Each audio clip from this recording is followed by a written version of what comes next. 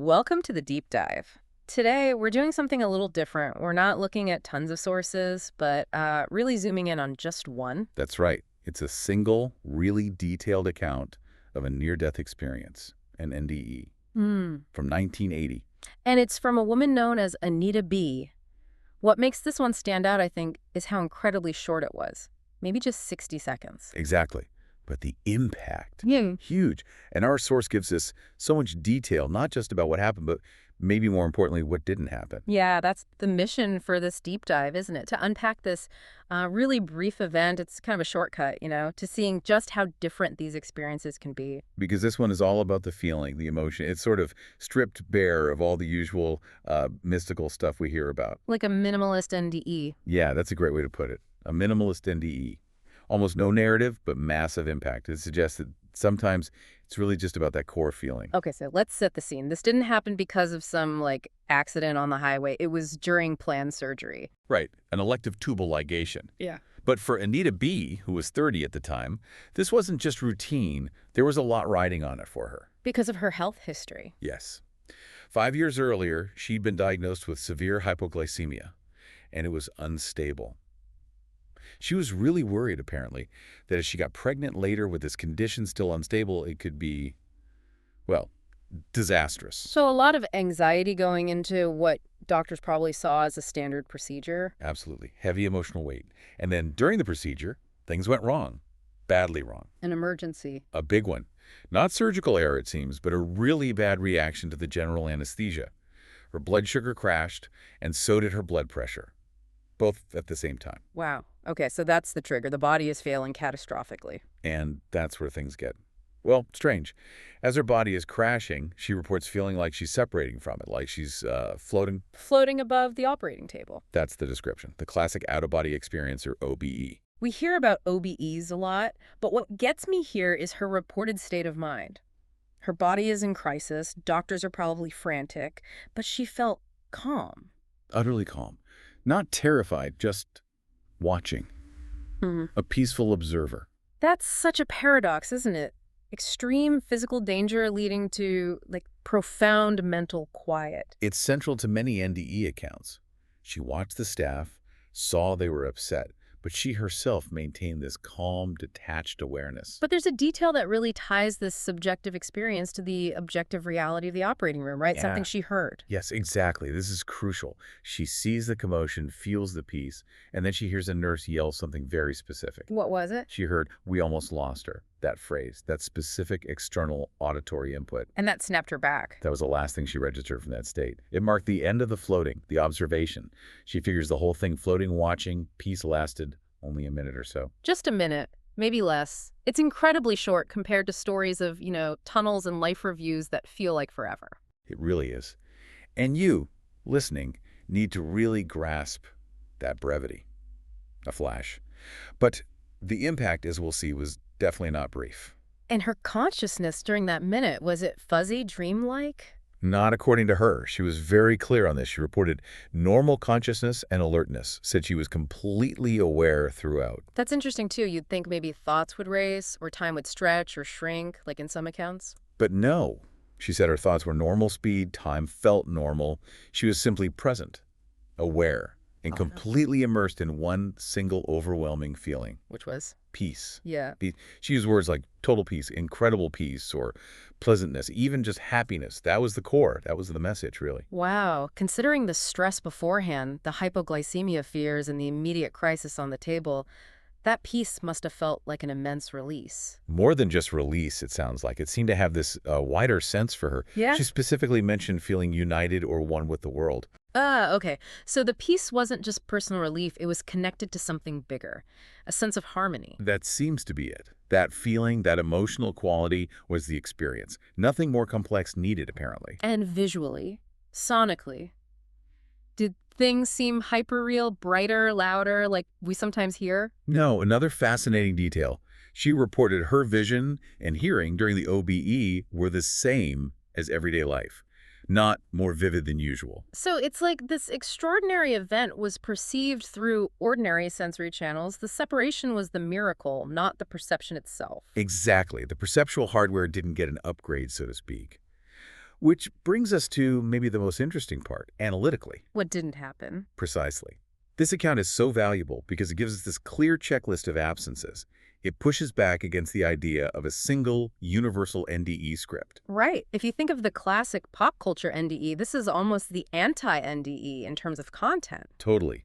Think about it. No tunnel. She didn't report passing into or through any kind of tunnel. No light, no brilliant welcoming light at the end of it. None mentioned. No unearthly light source. And she didn't feel she entered some other dimension or unearthly world. She was just above the operating room. And crucially, no beings, right? No guides, no angels, no dead relatives waiting. Zero. No deceased people, no living people she recognized from afar, no religious figures, not even a general presence. It was just her observing, feeling peace.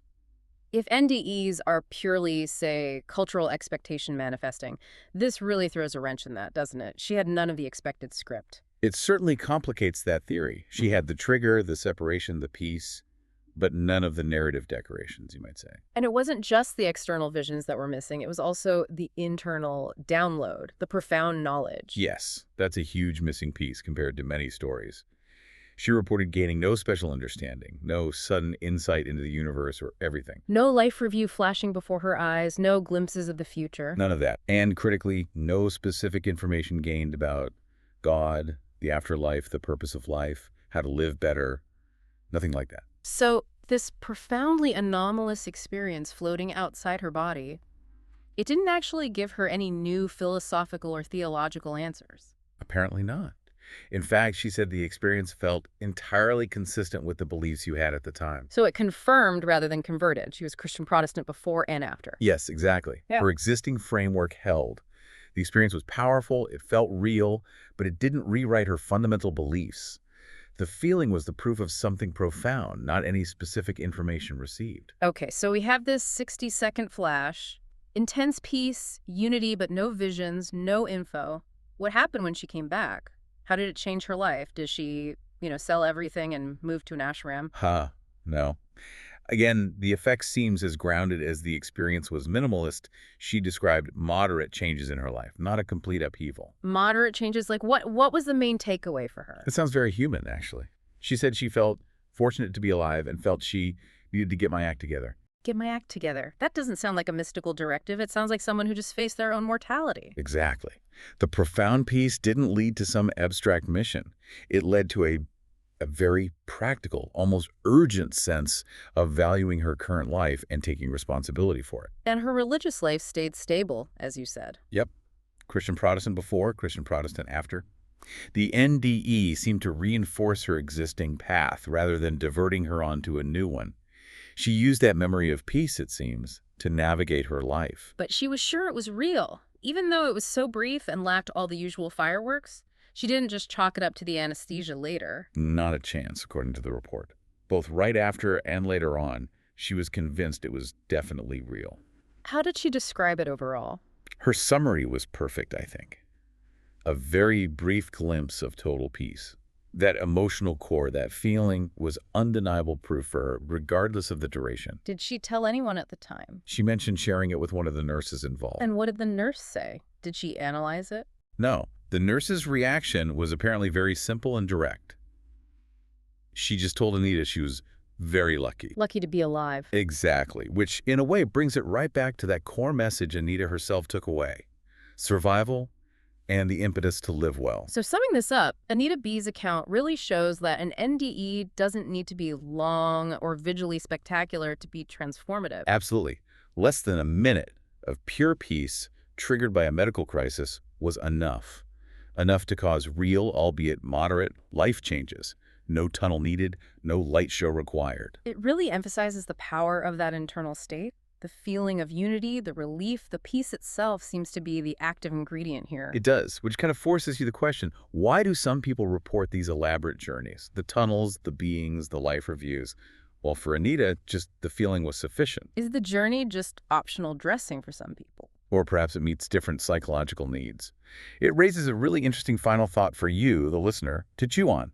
If this core element, this profound feeling of peace and unity, is the most significant part, how much of that feeling comes purely from, say, consciousness separating from the body, Mm. and how much might be influenced by the sudden, immense relief the brain experiences when the body stops fighting. That moment of physiological surrender right at the edge of death. Ah. Is it the piece of separation or the piece of cessation of the struggle ending? Or some combination. We don't know. But Anita's minimal experience really sharpens that question. What is the source of that incredible peace? A fascinating question indeed. Thank you for walking us through this unique and powerful account. My pleasure. It shows there's just so much to learn from these experiences, especially the outliers. Thank you for listening to Borrowed Time NDE Podcasts. If you enjoyed this episode, don't forget to like, subscribe, and turn on the notification bell so you'll never miss a moment of inspiration. Until next time, wishing you an extraordinary and truly wonderful time on your journey through life.